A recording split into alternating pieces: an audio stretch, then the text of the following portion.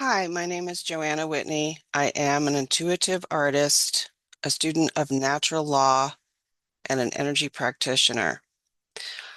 Um, the reason I do this series of videos is several fold. I'm a graduate of Mark Passio's class, How to Be the True Media. That's one reason I do it. And I'm on the One Great Work Network, this channel, um, to try to educate people about natural law because if everyone practiced natural law, we would be free. And it's so simple. Um, there's a lot of other people on the One Great Work Network who talk about natural law at other levels, but I usually talk about it at the one-on-one level because that's where I practice it.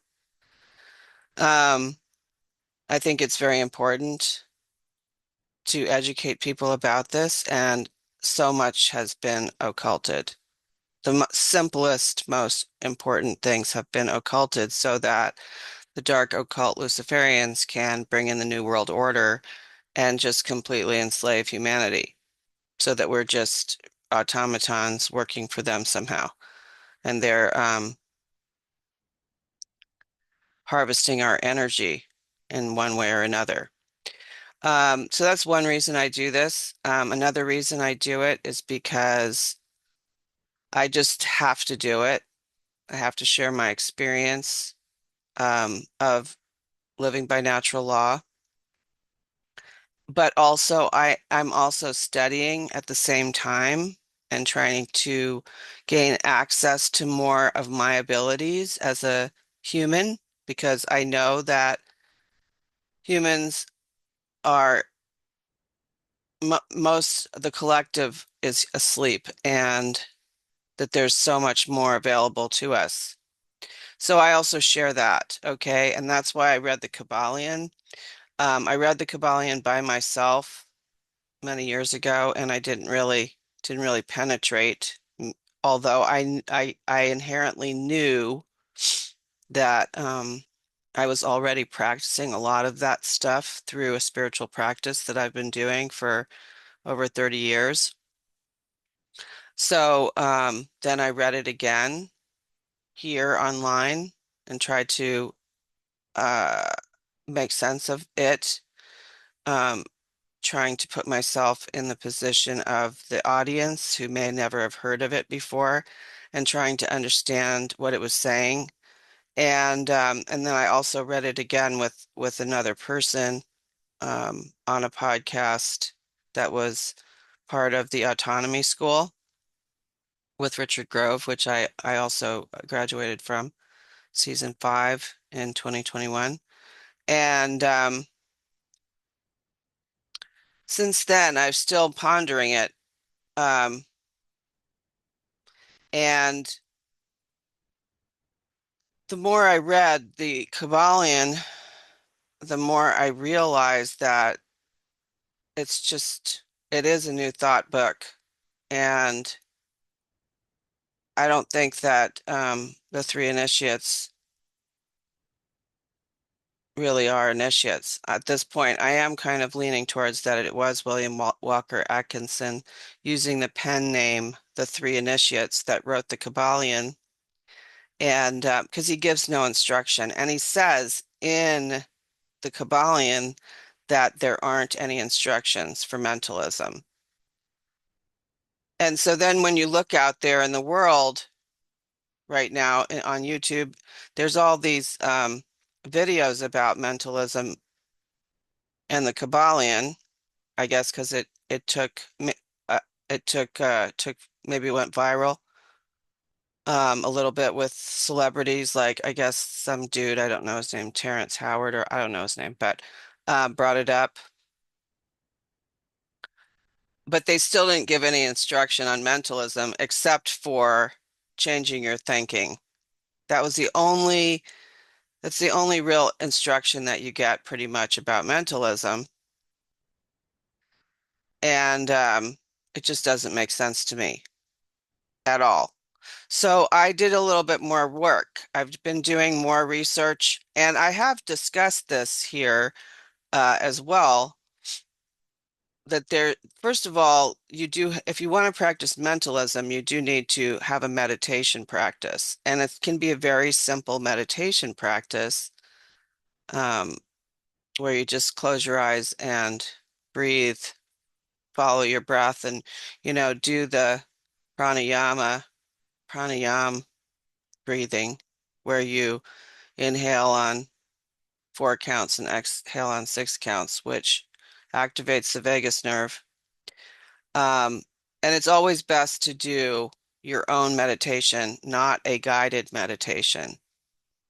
The purpose of the meditation will be then to activate the observer self over time and put the ego in its right place so that you're not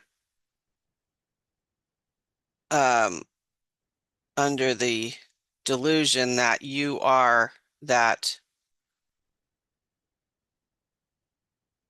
negative voice that's constantly talking in your head. That's the conscious mind. It's just yammering away. Maybe it's the intellect. I don't really know what it is, but it's not who I am now because I have a meditation practice. It used to be, I used to think that was me and that I had to follow all of its instructions. But one of the benefits of meditating is that you have an observer self and then you can just watch the thoughts go by. Um, so de developing a meditation practice that's steady is part of developing mentalism, but there is so much more to it. And I want to get into that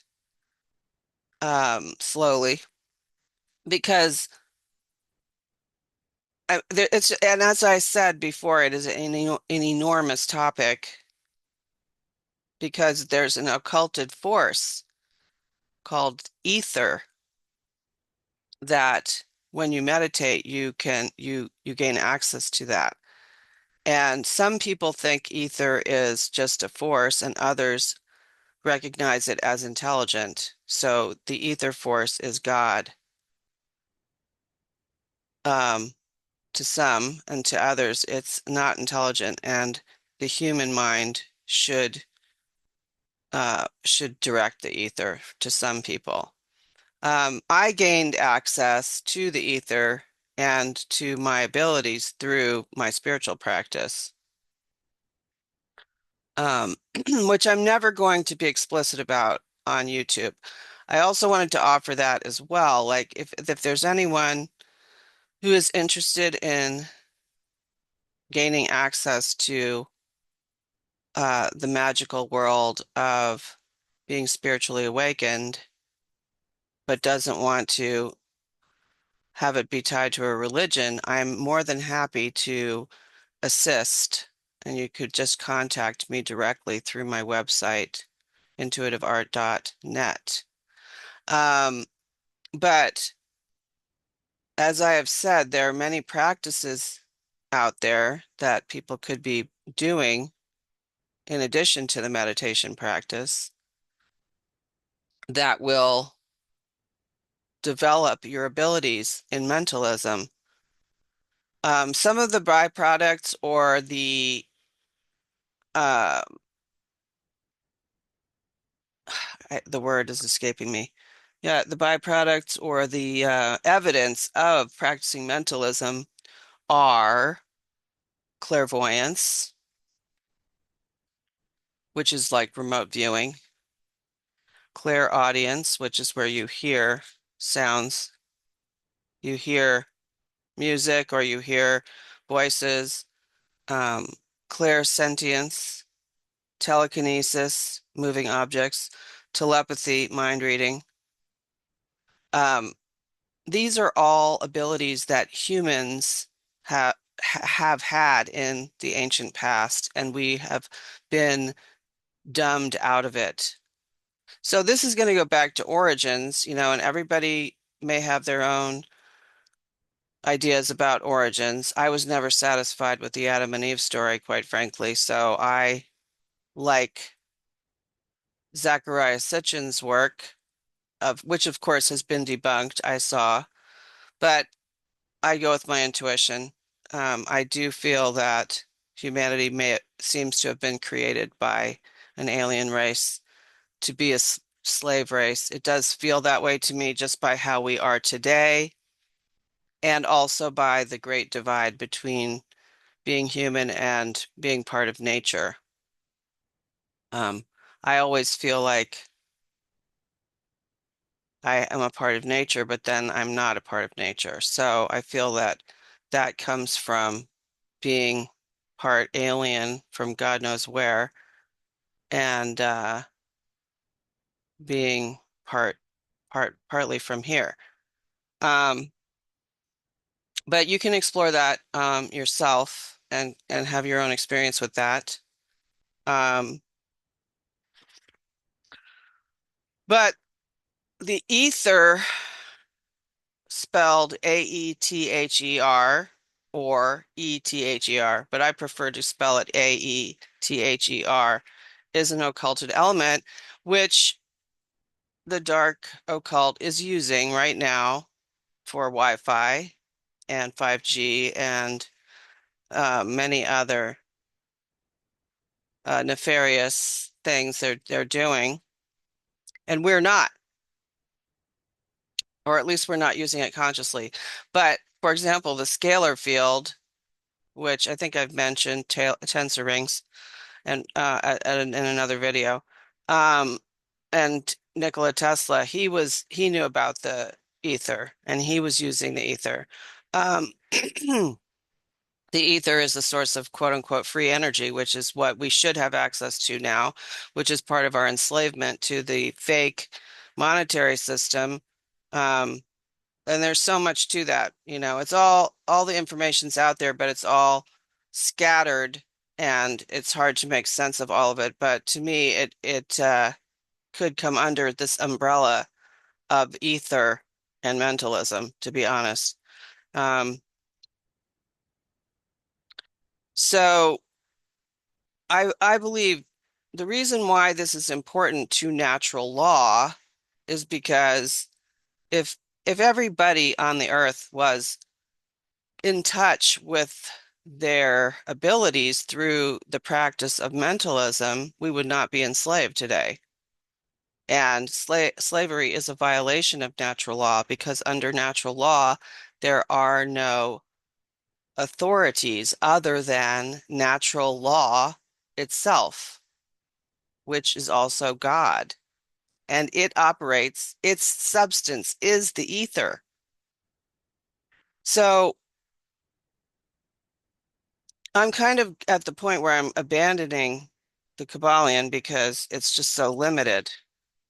Um, I mean, it's telling you the all is mind, the universe is mental, and it's going into it, you know, the all is mind, the universe is mental, the Kybalion, blah, blah, blah. And it's saying that it's unknowable, and it's spirit, it's undefinable, which is all true. That's absolutely true. However, to make use of mentalism, there are things that humans can actually do to gain access to the ether. And um, you can definitely see the obfuscation of truth by religionists to keep people out of investigating the ether. Astral travel, which I'm really not interested in, to be honest. I don't want to travel astrally. Um, that's a personal choice on my part, just because of who I am, my astrological makeup. I don't have a desire to do that, but it's our choice. It should be our free choice to astrally travel if we want. And all of these techniques that I went through, clairvoyance, clairaudience, clairsentience, telekinesis, telepathy, are all deemed evil by religion. Why? Because religion is part of the dark occult. It's a way to keep people enslaved. But that doesn't mean that access to God and access to the ether itself are enslaving. Me personally, I prefer to access the ether through my spiritual practice. Um, Now, all the books that I read and the practice that I do right now, which is Qigong will give me access to these clairs and astral travel if I choose, as well as telekinesis and telepathy, and the ability to walk on water eventually. Um, it seems to be the closest to uh, respect for a higher power. Whereas um, the other books there, so right now I have four books that I'm reading about this and practicing. I'm not practicing all four because there would be no point in that. I'm practicing Qigong. And that came through Robert Peng. He is the um, Qigong master that I particularly like, and also Chin Yi Lin, who's on YouTube. And I'll put this in the description today. Um, Robert Peng wrote a book called The Master Key about his experience with a Qigong master that he met when he was still living in China during the Cultural Revolution, which is basically what, the small version of the New World Order that they went through in China. And then he moved to New York City and he developed a program called The Master Key, which is on DVD, which I purchased, and that's what I practice. Um, Chen Yi Lin also was in the Cultural Revolution and escaped, and he wrote a book also that I read, which is fascinating. And his practices in Minnesota. Um, so to me, I like that. To me, Qigong is a spiritual way to do this. But there's other, like I said, the Initiation into Hermetics by Franz Bardon. He had his own spiritual bent, hermeticism, but the exercises are the same or similar to Qigong. I hear in Qigong the same exercises that Franz Bardon shares in his books. And then there's The Science of Being by Baron Eugene Fersen. And Baron Fersen invented his own exercise that he says totally activates your abilities. And that book is on my website. I've let you guys know. The well, so that book, the original manuscript is on my website, and then it was reprinted in 2008, I think, by Adrian Cooper. And I purchased that book on eBay. It's no longer in print. Um, but then there's another book called The Mentalist Handbook by Clint Marsh, and he goes into detail again about these different ways to access the ether. And it's the same. His exercises are very similar to Robert Peng's Qigong exercises. Um, so I'm going to, explore this further, but I just wanted to make an initial video to just say um, the Kybalion is, I don't know. I don't know what to say about it. It's disappointing. I'm disappointed. But at that time in 1908, they probably didn't have access to that. They would have had to travel to India or China and practice Qigong or yoga to be able to gain access to these um, levels. And some of them did. I mean, I think William Walker Atkinson, he definitely um, goes into a lot of Eastern ideologies in his work, but he doesn't bring it forward in the Kybalion. Um, and so that seems to be we're sort of locked into this idea that of the new thought movement, which finally, I have to say, I found it wanting myself. Um, to just change my thinking to positive thinking is not going to unslave me. But to gain access to my clairvoyance, my clairaudience, my clairsentience, telekinesis, and telepathy, no one can be my opponent. If I can fight on the etheric plane, I am a master. And, there are Qigong masters on YouTube. There's a guy named John Chang. That's the name he picked. There's YouTubes about him. He was able to create fire out of Qi. And some of the Qigong masters, there's one guy, Jerry Johnson. He's American, but he studied a lot of Qigong and he is able to put someone down with sword fingers. So sword fingers is a Qigong mo hand movement,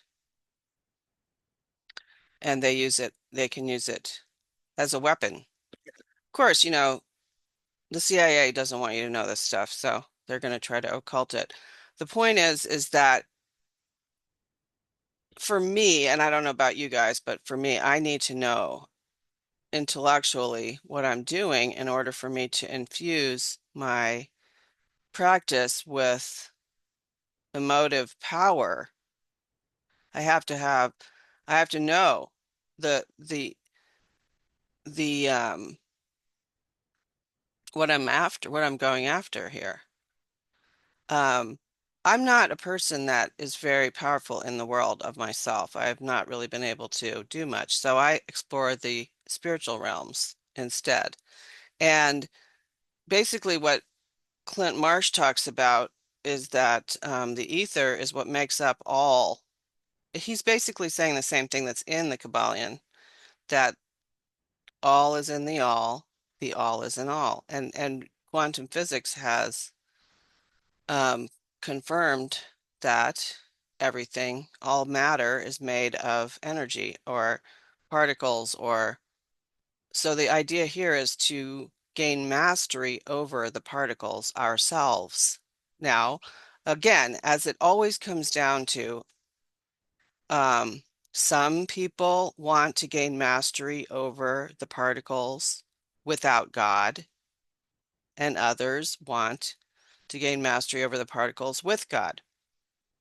I'm one of the people who wants to do it with God. I don't presume that my mind is infinite. I have a finite human mind. I do have access to the infinite. However, um, the intellect, I believe, is an unfortunate mechanism that introduces fear into my perception. And so I don't want that to interfere with any mastery over the ether that I might gain access to. So I would ask, I would pray before I did everything I was doing. I would ask for um, God's direction and help, the creator, the creator's direction and help with everything I was doing to erase any fear-based ideas that might be lurking in the background of my mind. Um, Other people feel safe and content with just using their mind. And um, I'd say Franz Barton and Clint Marsh are two of those people. They're totally fine with just um, doing it themselves. There's no mention of the creator in their books. And that's totally fine. Um, I don't, I mean, I'm pretty sure that there are advanced 33-degree Masons in the dark occult Luciferian lineage that are using these techniques. In fact, I read about uh, Somerset Belanoff. Um, I read this on Biblio, that website. I can't remember what it, and it doesn't seem to be there anymore. I could try to find it. Um, there's this chick, Somerset Belanoff, who was friends with Led Zeppelin, Jimmy Page, and his manager, and they were all hanging out in this castle um, in Scotland. And there were somehow or another, there were some members of the Golden Dawn with them. And Somerset Belanoff, who had some nickname, I can't remember her nickname, um, mangled their hands with her mind. She used the ether in a negative way to harm these Golden Dawn magicians to show that she had more power than them. And Jimmy Page was there with his manager, and they were, saying, "Oh, you shouldn't do that. That's mean," or whatever. Um, so, Somerset Belanoff is the daughter of the Duchess of something or other, and she's way up there in the dark occult Luciferian realms. It is said. I don't know. I just was reading it. Um, and so, the thing about this is that it can be used for evil as well as for good. And I'm quite sure that the dark occult Luciferians have access to etheric magic. That is basically um, would be the purpose of magic, which I am not opposed to magic if it is used for the highest good. But, there's a lot of people that are using it for evil because it always comes down to this, doesn't it? It always comes down to most people don't want to surrender their will to an unseen force, God, good. They want to believe that they know everything or they want power over everything. And this is what puts humanity at such a disadvantage because we have lost access to the practice of mentalism. And so the dark occult Luciferians who were probably raised with this as children, as well as being satanically ritually abused to keep them in, the family lineage, um, a lot of them were taught this stuff from a young age. And so they're adepts at it. And that creates the power differential between humanity and them, the psychopaths. So to me, it's my responsibility to gain access to these realms, um, and to improve my access. So that is what I'm currently doing right now. I just wanted to say. Um, and uh,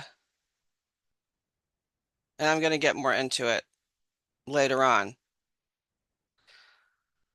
But right now I'm studying, so I just wanted to put it out there. And anyone else can certainly study mentalism, but just be aware that the dark occult has obfuscated the term mentalism to mean people who do magic tricks on stage, and that's just bullshit. Okay. Um, Mentalism is a huge topic of practice of mental calisthenics to be able to have mental abilities available to us so that humanity can fight this war we're in on an equal playing field to those who have um, occulted this knowledge. So until next time.